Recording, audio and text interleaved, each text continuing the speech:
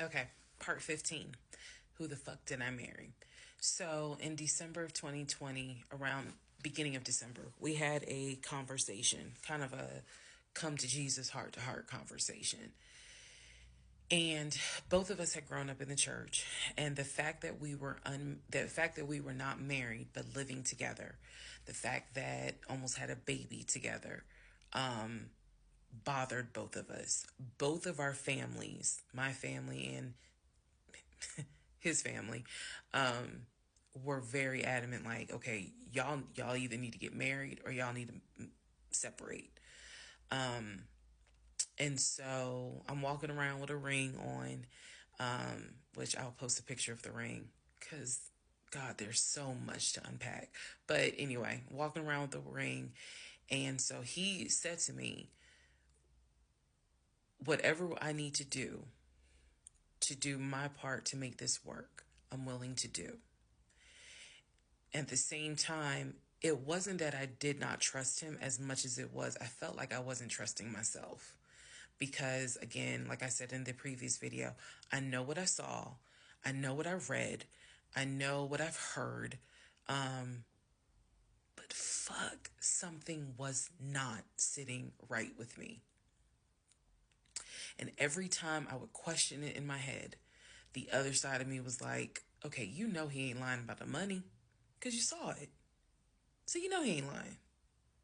Girl, are you that? Like, I remember saying to myself, are you that jaded that you don't even know what it's like to have a decent man?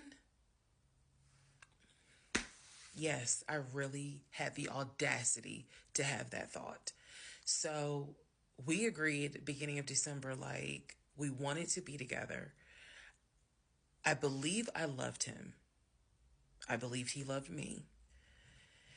So the decision was made that we were going to get married. It's still COVID, so we had to follow certain protocol. So we filed our marriage license in Fayette County, Georgia, because you could not get an appointment in Clayton County to save your life. So we filed the marriage license in Fayette County. On our marriage license, it asked the number of previous marriages. He said 1, I had 0. It asked for our social security numbers. He put his social security number down. I put my social security number down. I mentally wrote down his social security number and I did a background check. I did a background check after I had filed a marriage license. Yes, I know, but I did. The background check, nothing came back. It was like no results found. I did a criminal background check, nothing came back.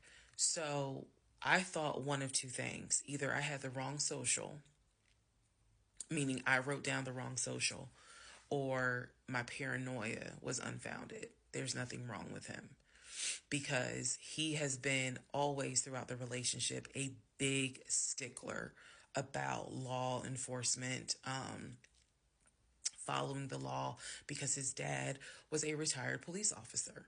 So this is a guy who would check to make sure my tail lights were working, make sure my signals were working, make sure my oil was good, make sure I had enough gas in the car. So when the criminal history came back with no results, I was like, well, of course there isn't, because the man probably hasn't had so much as a speeding ticket.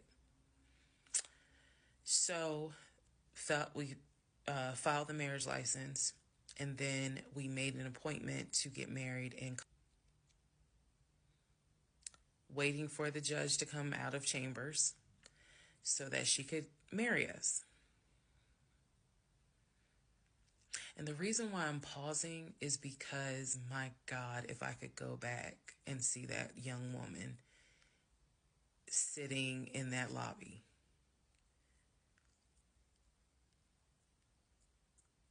Wow. I know we can't go back in time, but damn, if I could go back in time, I would.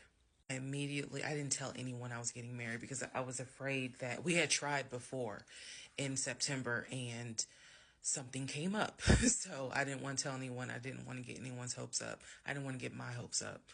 I know that's bad, but again, said I would be honest even if it's ugly. I told my mom, my family that we got married, told my friends, they could not believe it. My mother was relieved, but she had no idea about what was going on. My aunt was more like, really? You married him? My friend, the one who took me to the hospital for the miscarriage, was like, I wish you would have told me, like, you deserve to have people there, take pictures and celebrate and all this other stuff. And she was like, she's the type of friend, if you like it, I love it. You rock with him, I rock with him. The moment you don't, I don't either. So she was supportive. My other girlfriends were happy for me. They just hated that I had to get married during COVID. Because they were like, we would have loved to have, thrown you a bridal shower and a bachelorette party and all of that. It just sucks that you couldn't experience that. So we got married on a Tuesday. On the way home, stopped and got some wings. Went home and I had to get ready to go to work the next day. And life. I got married January 5th. By January 31st, I knew I was in trouble. I still didn't know how deep, but I knew I was in trouble. So, to give you all a very, very, very candid idea, got married January 5th. The normal things that married newlyweds do when we got married completely stopped. And that was not by me. You always hear men talk about, man, now that we're married, she don't. In my case, it was the exact opposite. It was the exact opposite. So,